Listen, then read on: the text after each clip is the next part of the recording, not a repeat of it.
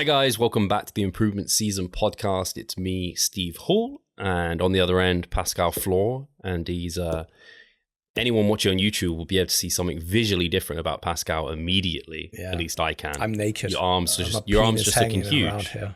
It's like oh, is that not an arm? No. you know Toji from Jujutsu Kaisen, right? With the demon around him. Yeah, the slug.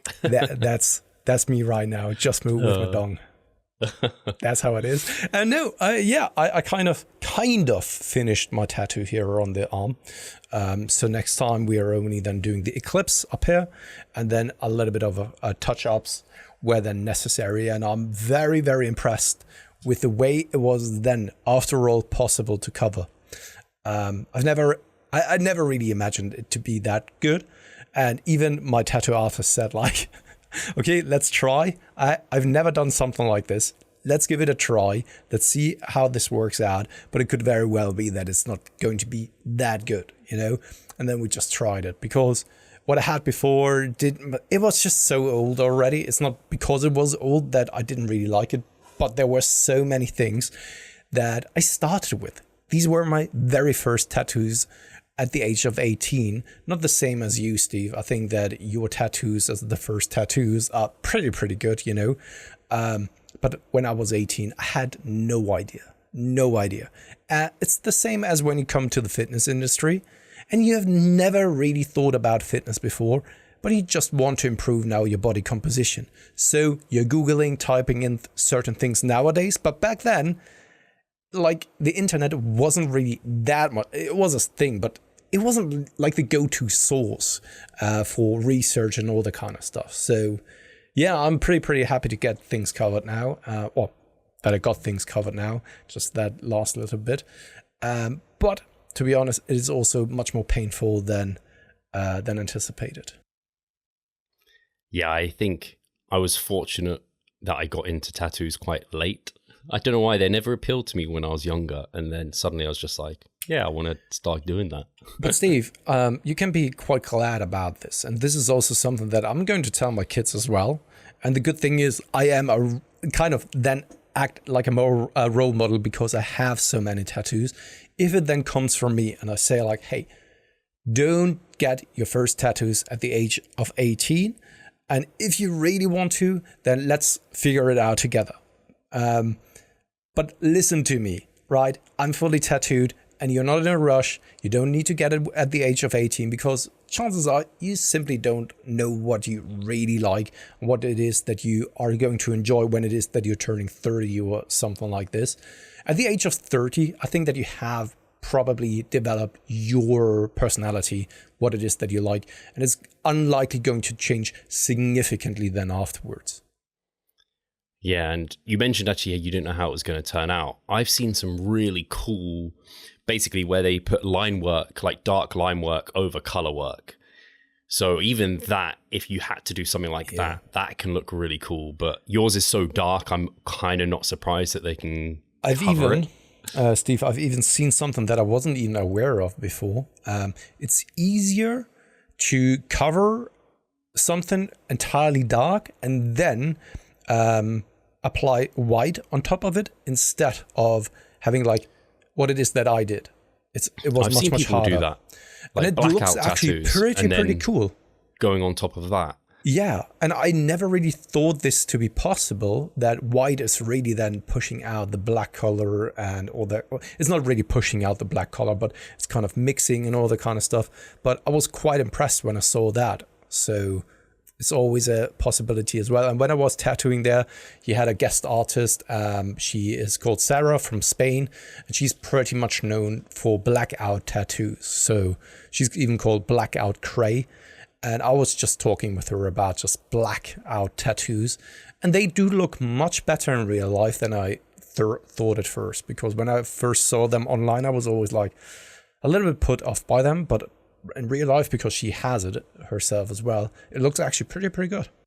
Yeah, I can see them looking pretty cool, and it's just an option. It's probably as long as if you like the look of it, it's an easier option than getting it lasered off, which just be a nightmare. The thing is, I mean, you would go through pain anyway, but with lasering, there's never really 100% certainty that it actually goes away.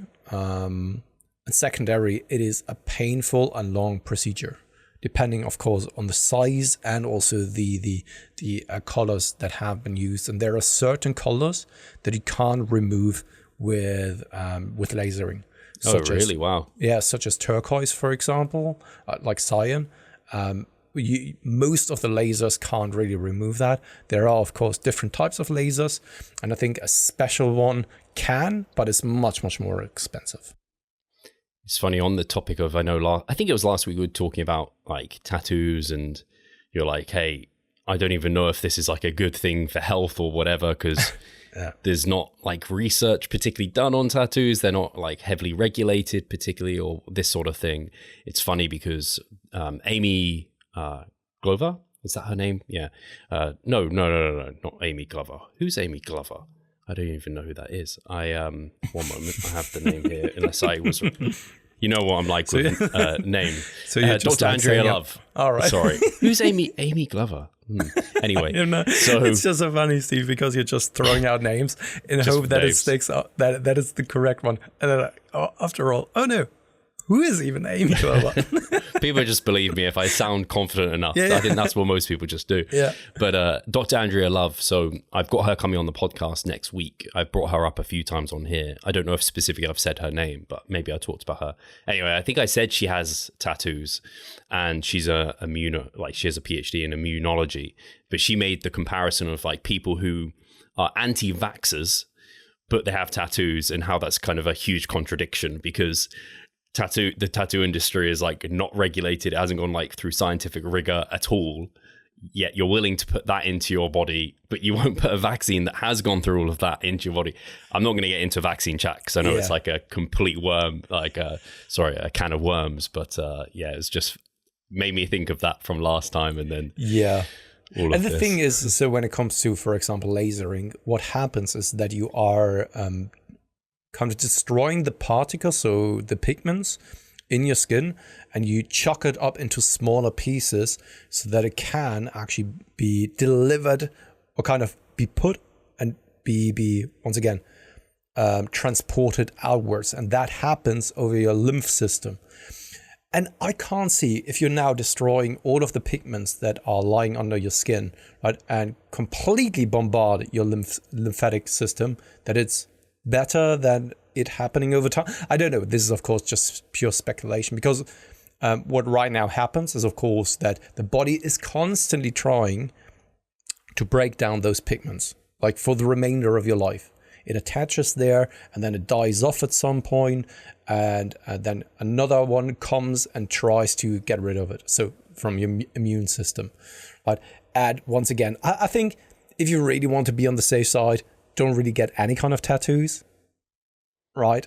I mean, I don't know what I should think about it, because of course there's a skeptical person in me who says don't get it because of potential health consequences. At the same time, though, I find them appealing, and you can't just live in fear of something happening or something having negative consequences for your health with everything in life.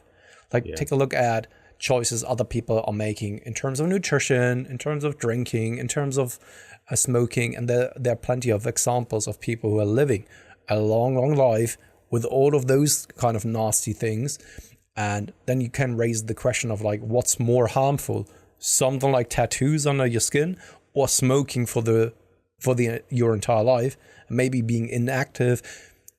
It all comes probably with certain risks, and you have to make up your own decision of whether that risk is worth it to you. That's how I see it, or at least how I'm trying to justify my decision. Yeah, I think that's fine. Sorry, Steve, and this kind of also applies to steroid usage, I think. Yeah, the laser's basically doing what the sun does, like breaking it down, but more acutely in that sense. Yeah, because that's the thing that as it's getting warmer now, and I imagine you're even more acutely aware of it. But I'm like, I don't want to go out in like shorts and t-shirt, because I'm that's going to damage the tattoos, and I want them to last for a long time because they're expensive and I like them.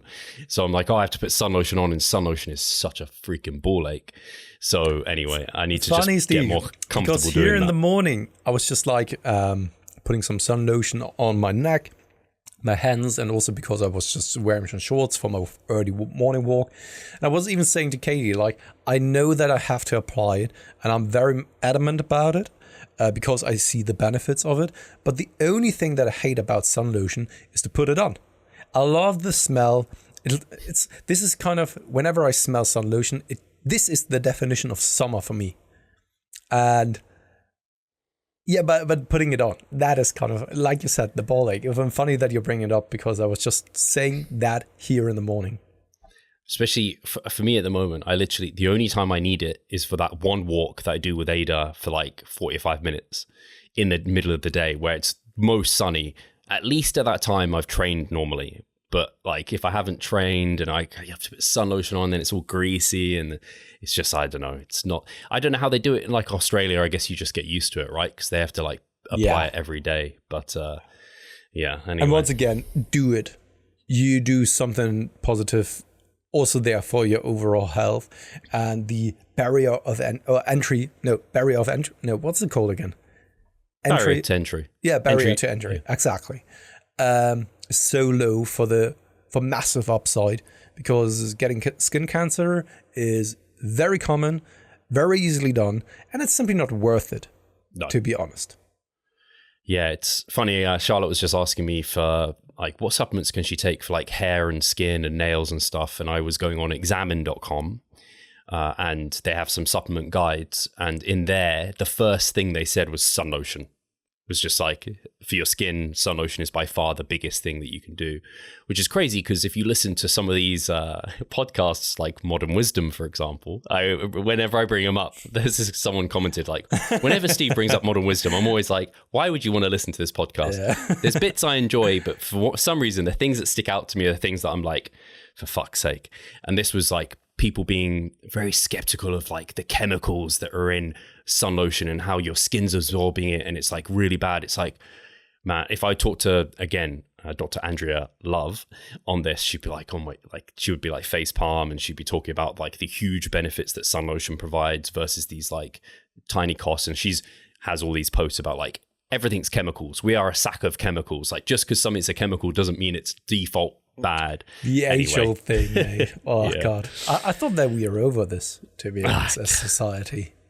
But I think I just want to put my foot down and be like, put your sun lotion on, kids, tattooed or not. Like when it's sunny and like all of this. I wish I did it more when I was younger. Exactly. I didn't do it up until the age of like maybe even 30 or so, because I'm a guy that is typically a little bit more on the tannish kind of side. But at the same time, now I totally regret that I didn't do it, because you're kind of really protecting your skin. And you know those people who are living, I don't know, who are maybe British and now have their house on Mallorca, and they have this leather skin. Oh dear, and to be honest, that doesn't look good, and it doesn't look healthy at all. No.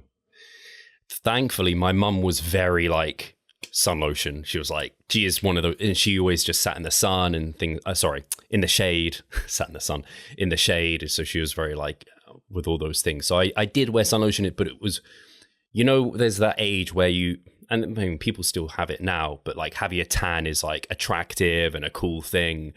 I can remember one of my old girlfriends, we'd have competitions to who could get more tanned.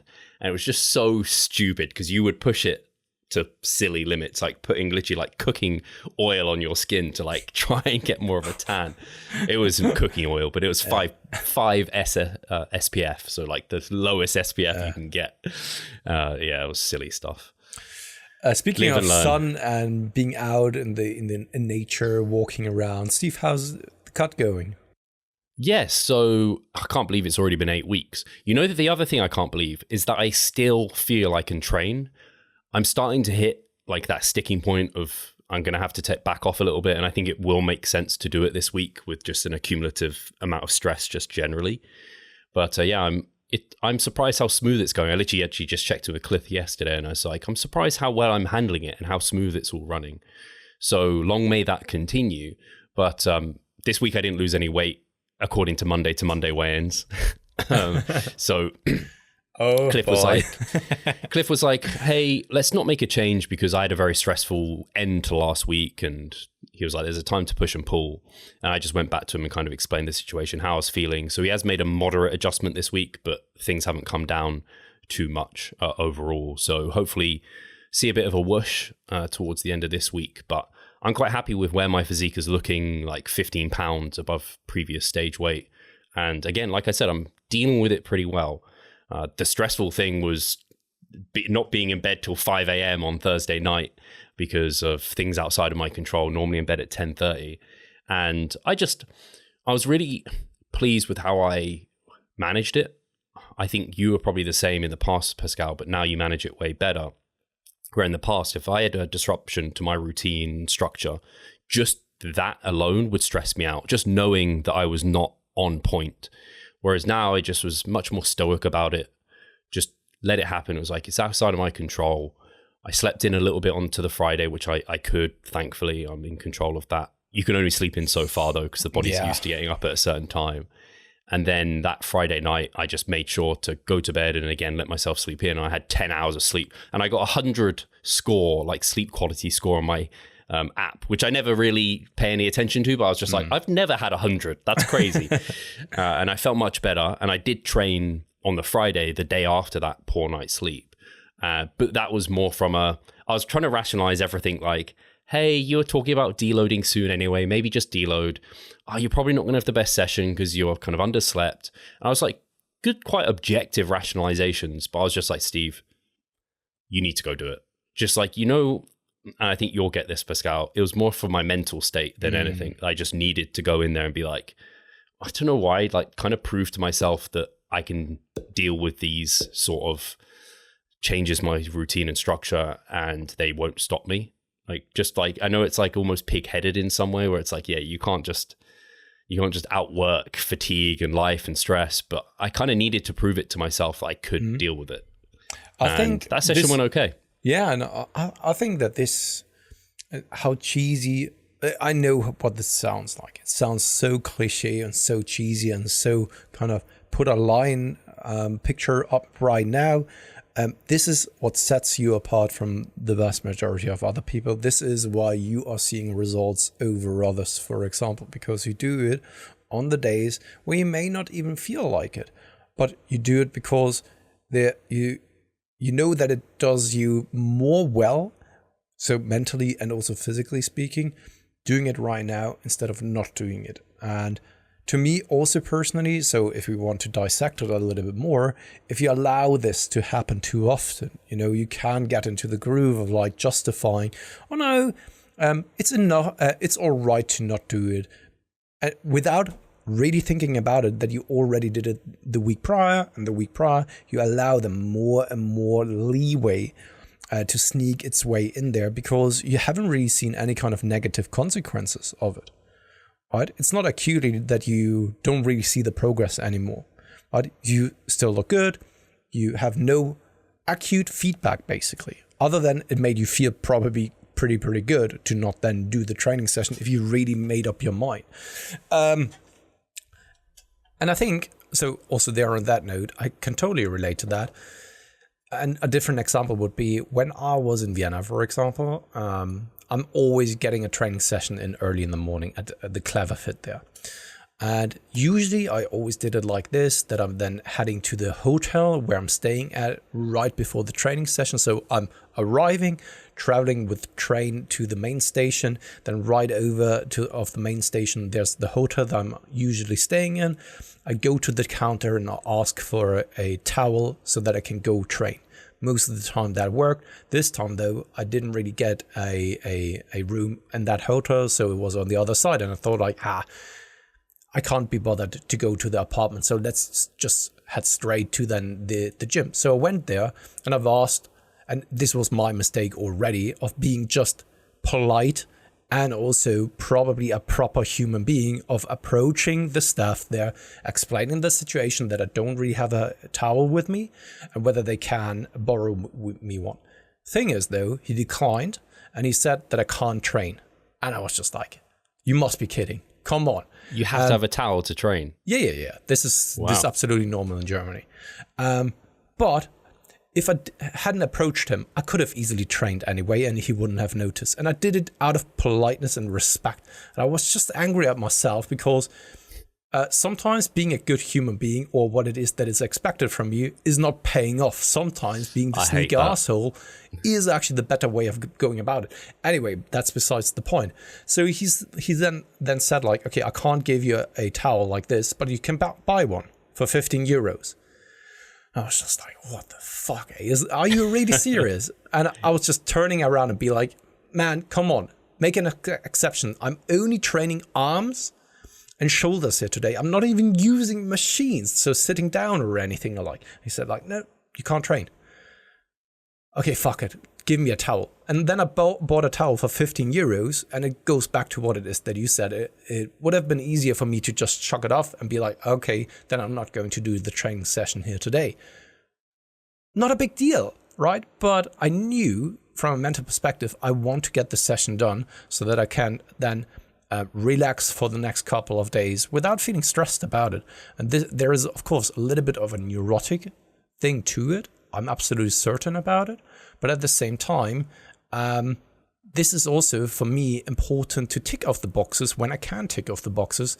Of course, if the towel would have cost like $50, I wouldn't have done it, for sure, right? But also here, the barrier to entry was low enough for me to then still take this small inconvenience and still get the session in.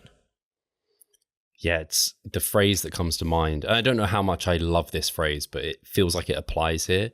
Is how you do one thing is how you do everything. Like that action that you took there where you're like, I went out of my way to get in a session in that isn't really in the like grand scheme of things super important, but how you do one thing and how you acted there is how you then act the rest of the year, which is why you see results. I very much like that approach because that can be applied to basically everything in life if you really think about it.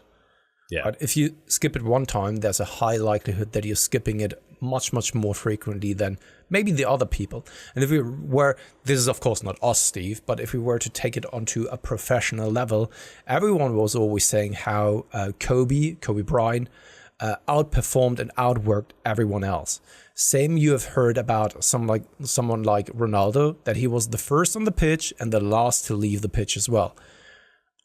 Right? And I think that success most of the time, not always, sometimes people are in a lucky position, but success most of the time leaves clues. Yeah, I think I completely agree. And I think I would have done the same in that sort of situation where it's just like, I had made this kind of promise to myself that I was going to get this training session in, so I'm going to get that done, and I can take it on at this moment in time. So why would I not?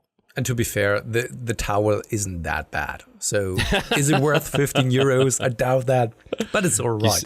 Just try and sell it back to them at the end of the session. Be like, right, 20 euros for this. It's got my sweat on it now. So my tattoo artist said, like, I should have given it back, not even unwrap it, and just like, here, you can have the fucking towel back. Don't even use it. Yeah, exactly. That would have been hilarious. Yeah. Just to prove a point, you know? Yeah. But at the same time, then you'd have not got anything for the 15 years. Exactly. You wouldn't have had the towel. To be fair, though, with my membership, I can train at one of their locations for a different gym of their franchise 4 times out of 1 month. So right. If I just compare it to me training in a city where I don't even have any kind of membership, then I would have paid 15 or 20 bucks for a day pass anyway. So I could have easily done that and still be fine. Yeah, it's like, because we went to McFit, me and Mike, and we couldn't even train. They were like, you don't have a membership, you can't train, you can't, but they didn't even sell day passes. And we were just like, it's crazy that they don't do it, to be honest. Yeah. But in the end, they clearly saw us and they're like, these guys really want to train, don't they? So we just let them in, and he just let us do it for free in the end. Yeah. So, it's funny how that works out. Yeah.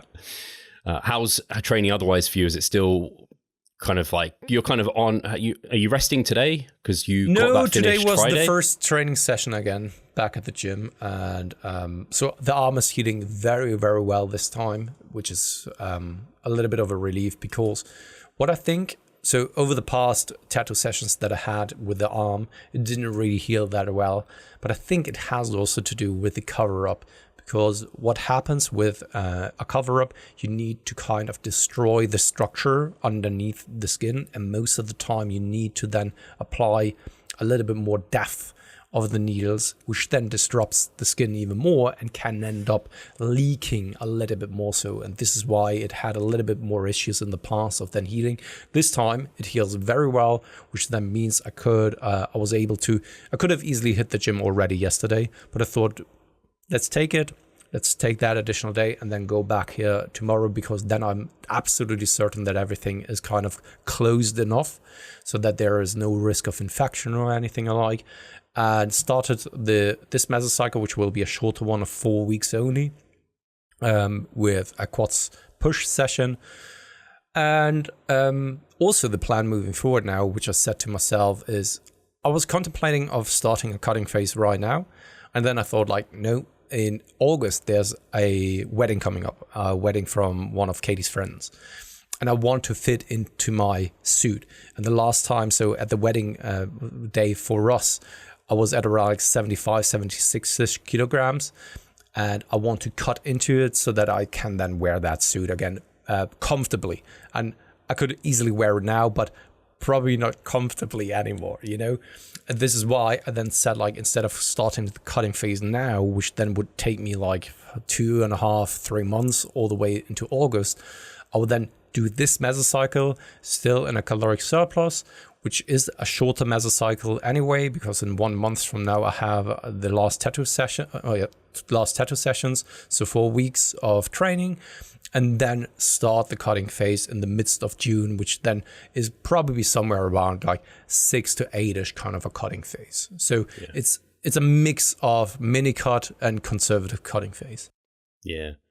It's funny.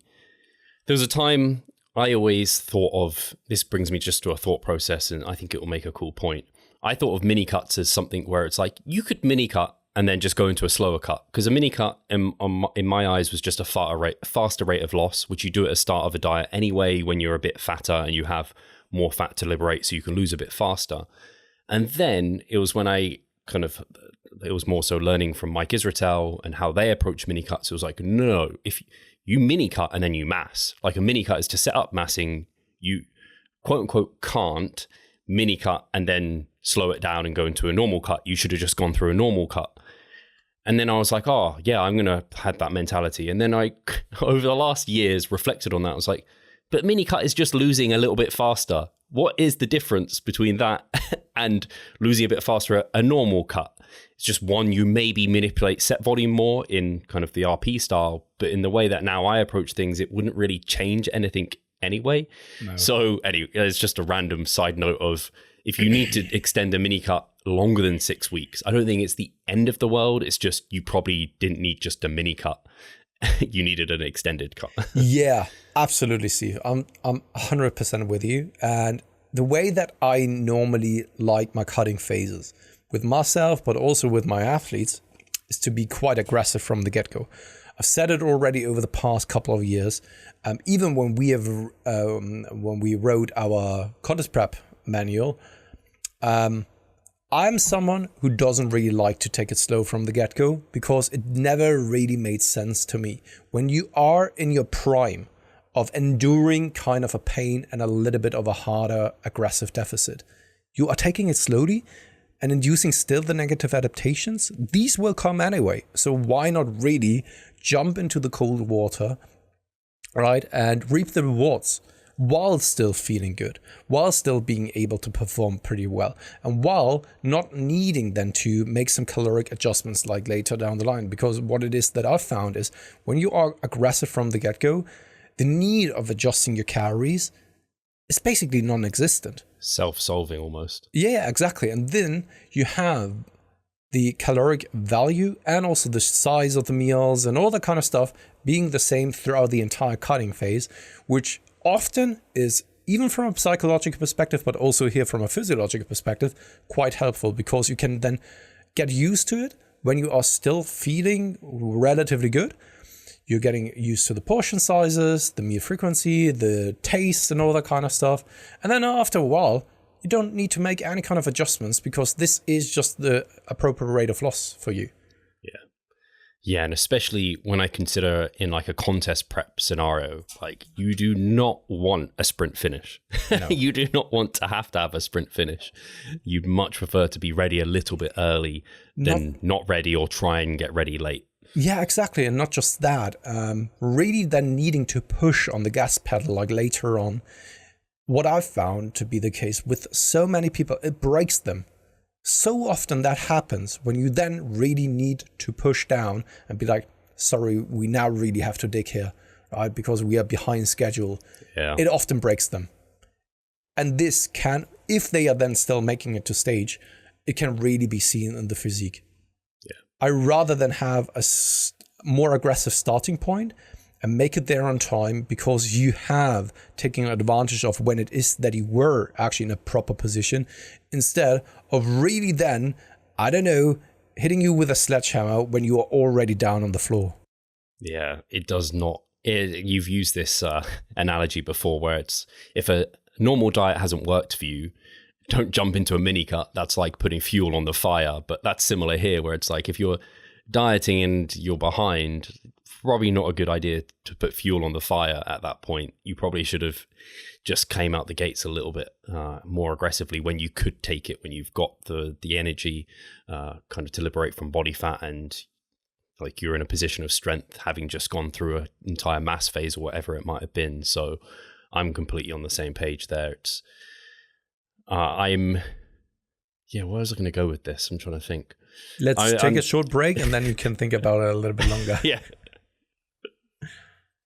Do you not see the progress you would like? Are you sick of writing your own programs? Or perhaps you need some accountability in order to stick with a plan? Then it's time to start working with us. We at Revive Stronger offer a truly personalized coaching service. You'll get more than just an email with some macros or random cookie cutter program. With Revive Stronger, you will be the center of our attention. You will receive your own fully individualized training protocol alongside a customized nutritional strategy. We created the coaching around your needs, wants, personal preferences, and your own unique lifestyle. Every single week, we delve into your program in order to make appropriate adjustments so that we get the most out of your time and the best possible outcome. We help both female and male athletes to seriously change their body composition by adding more muscle mass and decreasing fat tissue. No matter if you're a competitive bodybuilder or just want to look better, if you need help with your progress and taking your physique to the next level, our coaching is for you. It's time to make a change. Sign up today and let's revive stronger. I will say, because the diet I've been doing with Cliff right now has been quite slow.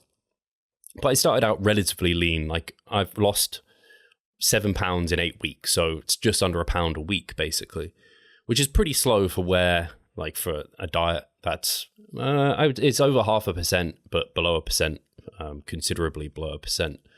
So potentially it's a bit slow compared. And I have quite liked it being just kind of smooth and steady in that sense. So I do think there's potentially times, depending on the person and the situation that they're in, that kind of approach can work well. And I think the reason that this can happen is because if you start a prep early, and by early I mean you're quite lean already and you give yourself plenty of time, which is what we essentially have done, myself and Cliff, is that you can go relatively slow, and it can give you opportunities to slow things down further towards the end. So I guess this is where I was coming to, is if you are in a contest prep scenario and you're ahead of schedule, then you can slow it down. And the difference between psychologically, if you're 10 weeks out and you can slow things down versus 10 weeks out and you have to speed things up, even if that person who's gone slow 10 weeks out versus the person who's gone a bit faster, it's a much different feeling of slowing down into those weeks than speeding up into those weeks. It's nicer to have kind of gone fast and then slow down than going slow and then speeding up, if that makes sense. Yeah. Also here, from a psychological perspective, it's also much, much harder to accept to then reduce food and to even feel shittier when you're already that deep into a contest prep. When you do it from the get-go, your scenarios don't really change, and it's just the status quo that you're coming to accept and that you're coming to terms with while you're still feeling good. Right? So I think that these two are quite different scenarios, which may then lead to the same outcome. But I think, at least that is for the vast majority of people, in a much more stressful manner if you're then constantly reducing food and you never really can adapt to it and adjust to that environment.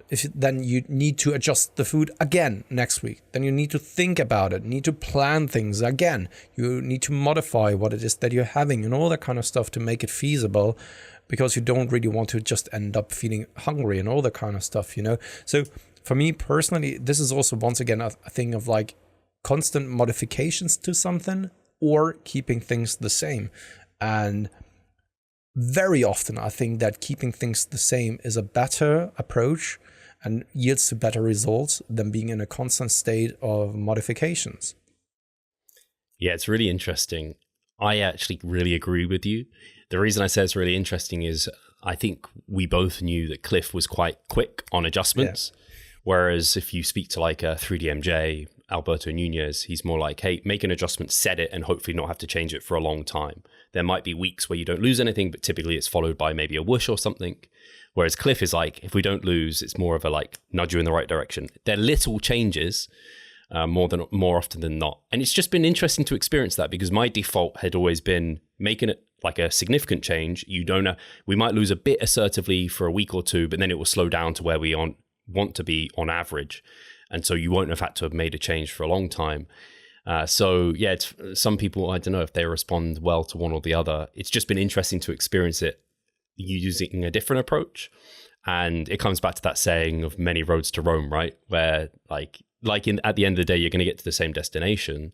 There might be a preferable way to do it from a psychological perspective. Or for me, it's like, hey, I make all my own food. I don't have to like meal prep for the week ahead. So it's not like a challenging thing to make frequent adjustments. But I see it so often that like a training program, definitely setting it and not making many adjustments is absolutely the way to go. If you're modifying tweaking something every week, like that's challenging for the body to ever like get to grips with what it's trying to adapt to. Whereas if you can set it and go and see progressive overload and it just kind of runs itself, that's really great. But yeah, it's just interesting to be on the other side of things at the moment. Yeah, and this is also, it just goes back to what it is that you just said there. There is no right or wrong here. It was kind of the same thing when it comes to gaining.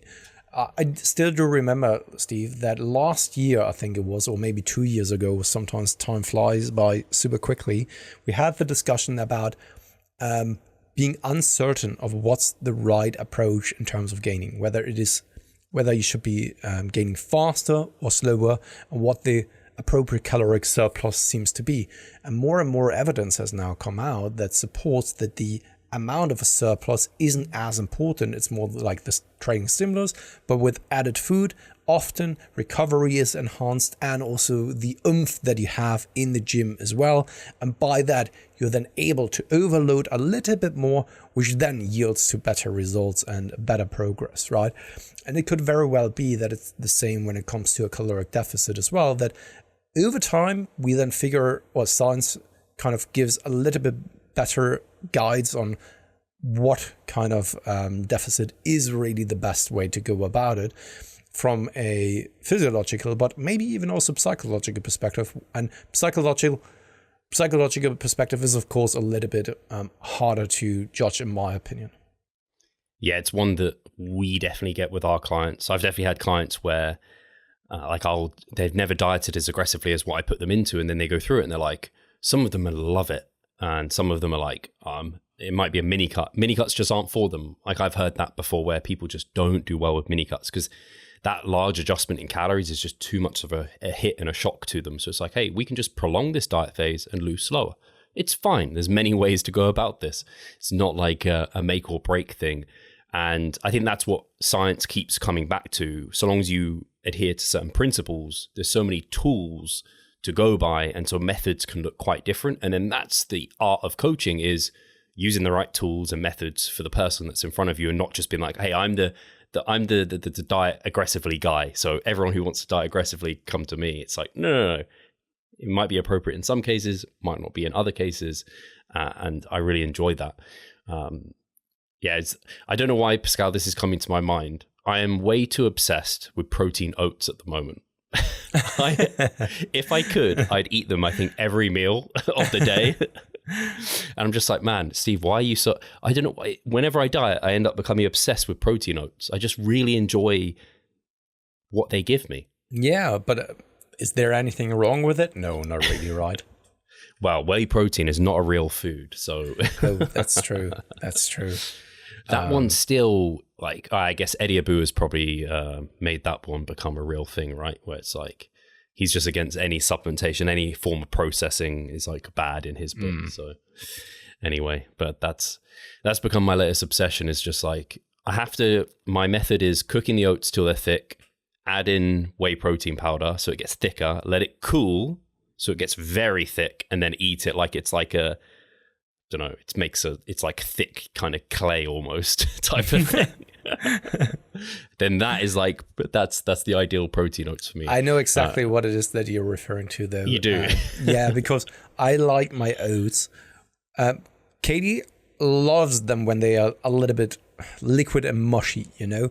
And for me, it needs to be kind of so sticky that theoretically speaking, you could turn around the bowl just for a slight second and it's not falling out. That's how I like them the most. Not dry. Once you take a spoon, it is still kind of wet inside. Yes. But dry enough so that they are too sticky. That's how I like them. Sticky oats, very sticky oats. That's a good description for it. That's the way I just have to make sure I cool them down for long enough, because that's normally where I make my errors. I try and eat them too soon. But maybe it's also then a correlation with rice, because I really love sticky rice. And I'm not the biggest fan when it's kind of that more Indian rice, where it's kind of very loose. Yeah. Yeah, I agree. And so that's become the diet food that it's taken me a while, but I've now got my like meals basically structured. It's just still my evening meals are a bit weird sometimes, but I've basically got them structured.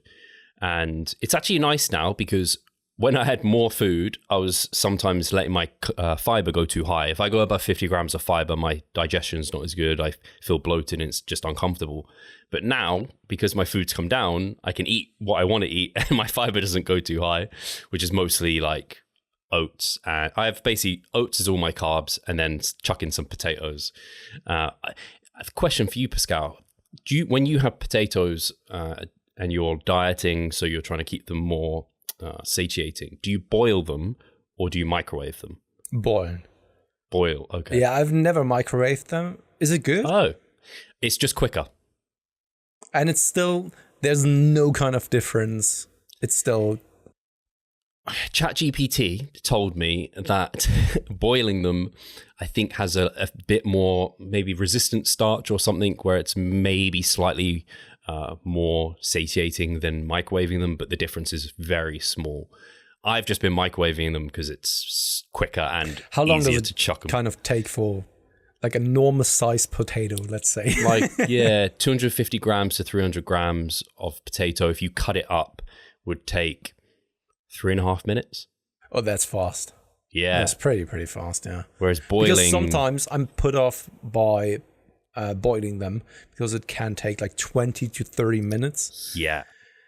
And our stove is already a very modern one, because we got our, as you may remember, induction, our kitchen done like last year, and it's a very, very modern one. So it's heating up. We even have a boost functioning where the water is boiling after like a minute, which is fucking great, to be honest. This is what I appreciate about kind of technology. Boost. And yet still, it takes like, depending on the size, of course, somewhere between like, on average, probably 25 minutes for them to boil. Yeah, that's a lot. If you pre-prep them, I guess that's not so bad, but I basically do it every time fresh. So I just like chop them up. It's good to know, Steve, because sometimes I'm really put off by then eating potatoes because of the length of it. And if I'm then in a rush and still want to have some starchy carbohydrates, I then go probably more, I will give it a try with the microwaved potato then. and I've been doing quite a bit of quark, but it's like flavored quark. Lindell's, do you have Lindell's quark, like flavored pots? No, I mean they're the ones I've been doing. No. There is kind of Quarkspeise, which is also a little bit more liquid, and also there with quark, I really like it when it's thick. Yeah. The thing is, though, Steve, and this is I think where so I've been eating quark since I don't know more than half of my life, each and every single day a quark. As many listeners may recall that I've already mentioned that. The thing is, though, that if you really want to have a tasty quark, then you're going with a 20% fat option. The difference in flavor is unbelievable, Steve. Honestly. Of course, it contains a little bit more calories, that's for sure. But the taste, if you just want to have quark with something like, I don't know, banana, for example, this is the way to go. It tastes so good. And it's no comparison to kind of, in Germany, it's called Magerquark, when you don't really have any kind of fat contained. And there you can really taste and feel the difference of how much of a flavor fat is. Yeah, I know that from having like full fat milk to like skimmed or semi-skimmed even, like you can taste the difference with those. I imagine it's the same with the Faye, like Greek yogurt. Like I haven't had fattier versions of that because I'm just like, I don't know, it's like I always go for a sugar-free Monster. Why would I ever go for a sugared one? Because why would I? But it's the same there. So maybe I need to try it. Well, yeah, maybe now's not the time to try it, to be honest. But the calorie difference is not too bad. And you will probably also then enjoy it. It is, I think, 70 versus 100 calories. Oh, that's not bad. Not that big of a deal. But we don't really get unflavored quark. It's mostly flavored quark or like unflavored Greek yogurt. It's like what's widely available here, at least. So, but those have been the go-to foods in prep at the moment, and that will probably be the same throughout. Yeah, I just want to say this is probably what it is that you have now laid out for you, and you will stick with it for the remainder of prep. And I think it's good though, right? It's funny because just earlier you've been mentioning that you are not as stressed as you've been in the past. And we've talked about something like this quite often already, that experience cures anxiety. But I've been wondering, when you've talked through it, do you really think that it only has to do with experience? Because for me now, the status quo, and it's probably the same for you, Steve, when I look around what other people are struggling with, I have already now a hard time being able to relate that they can't stick with something. Whereas I have experienced that myself in the past, and yet I'm once again so far away from it. And I know that this won't ever become a risk anymore again, of like not being able to control myself, not being able to then eat well. I do enjoy eating well, and it's not coming from a place of like a fucked up relationship with food or anything alike. So I have a hard time sometimes understanding why you can't eat, I don't know, a proper meal of like cooking something with vegetables and potatoes, but why you then have to go with hyperpalatable things and all that kind of stuff, right? And I've been wondering, Steve, do you really think that it has only to do with experience, or is there something else to it? I definitely think there's more to it. I think experience can improve where you've started and like the position you're in. It's kind of similar to, because I think genetics will play a huge role here. I think, like, again, genetics are your hand, the deck of cards you're given, and then the way you play with them is then like what dictates outcomes from the hand you've got.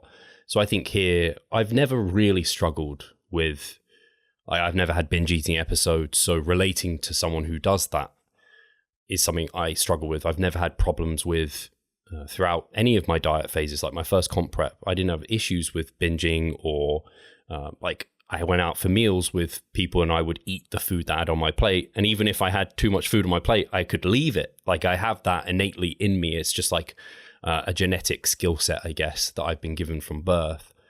But something I haven't been gifted with is the ability to be way more chill. Like there are people in my life going through some hard stuff at the moment, and their ability to be stoic and just take it on and just go through it with such strength is just unbelievable to me, because I don't have that. I would be the person stressing about every little thing, highly strung individual, very anxiety, like inducing for me.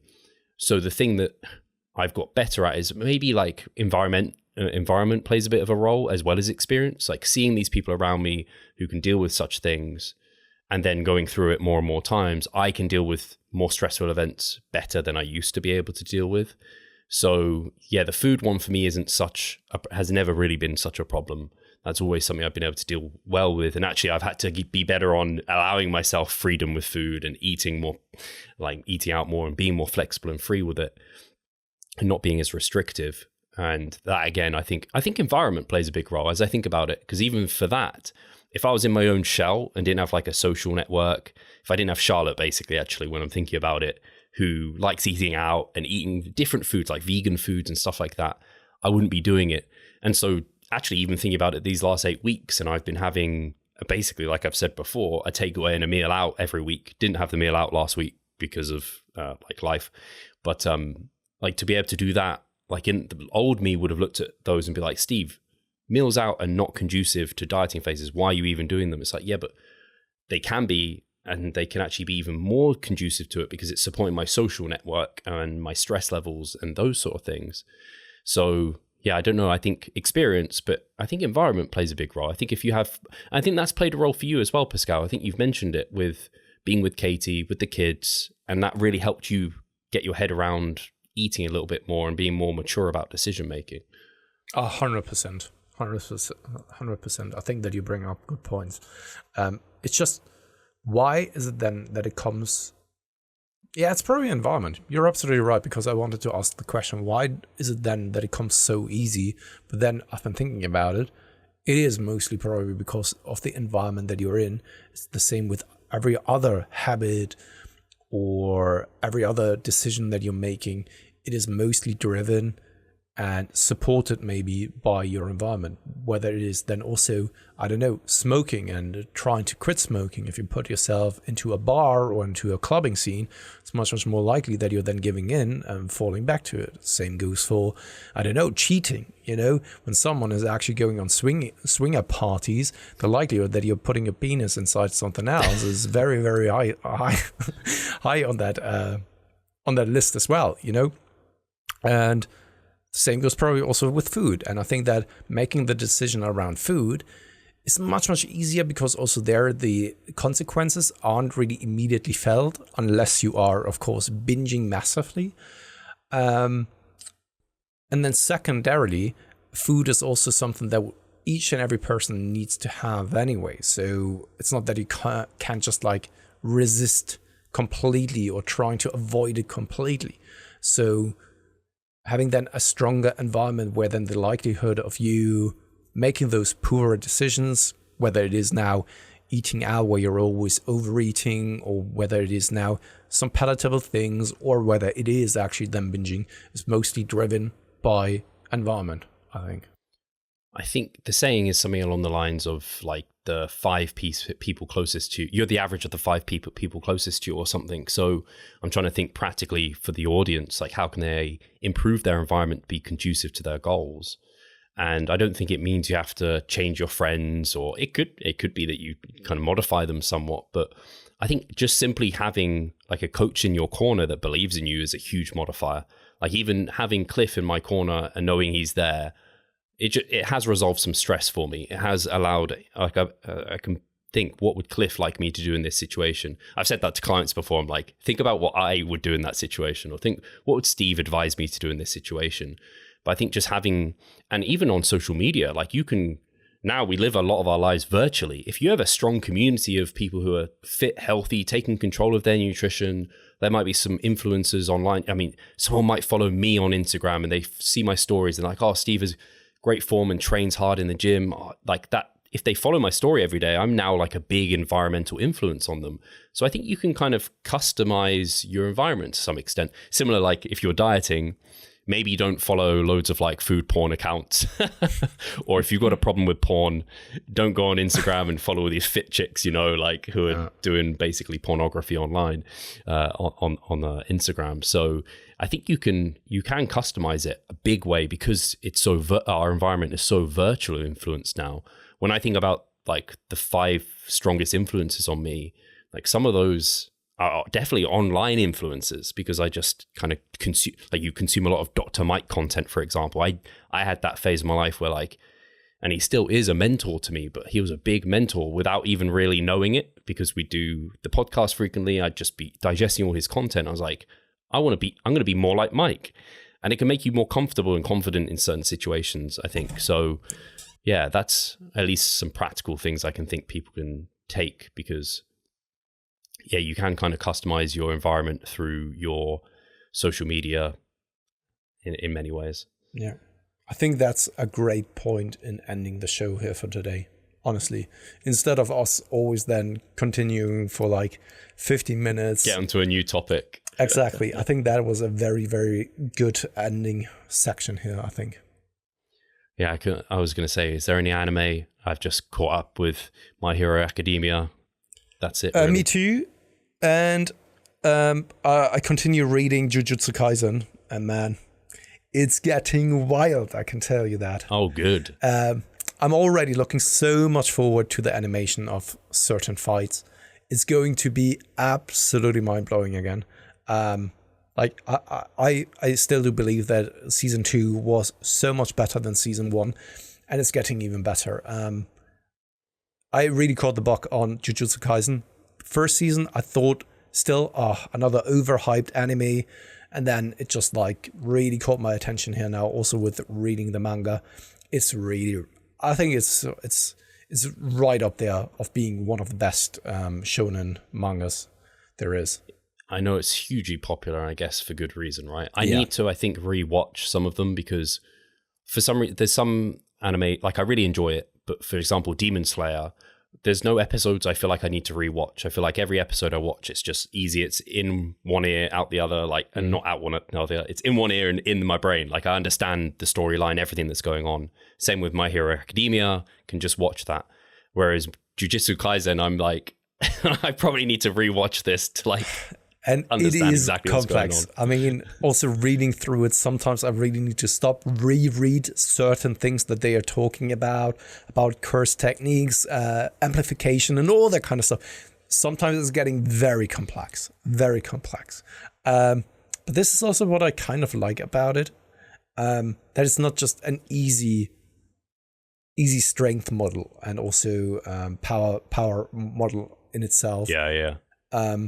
That there's more to it, which is also something that we've already discussed like last week, which is something that I do appreciate about Hunter x Hunter, that it is actually a very, very well thought through and also interesting power model that doesn't really have any kind of limits if you really think about it.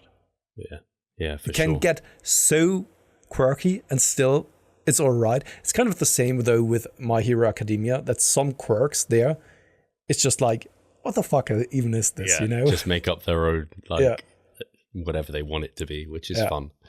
I'm actually interested for people that are still listening, what they're watching at the moment, if they have a recommendation for us, because that'll be interesting to hear about. Absolutely. Cool. And guys, thank you very much as always for tuning in.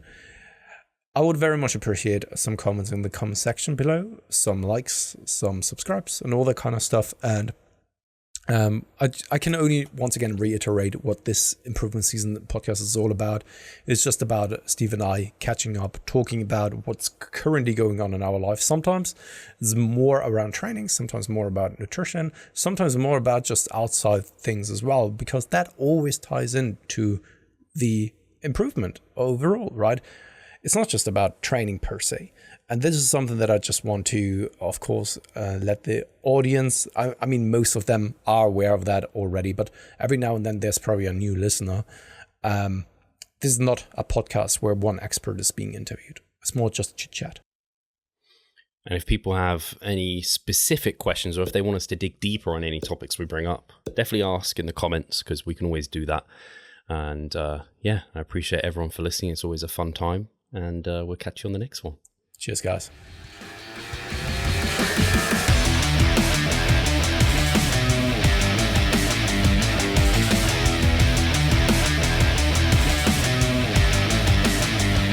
Losing weight fast while maintaining muscle mass.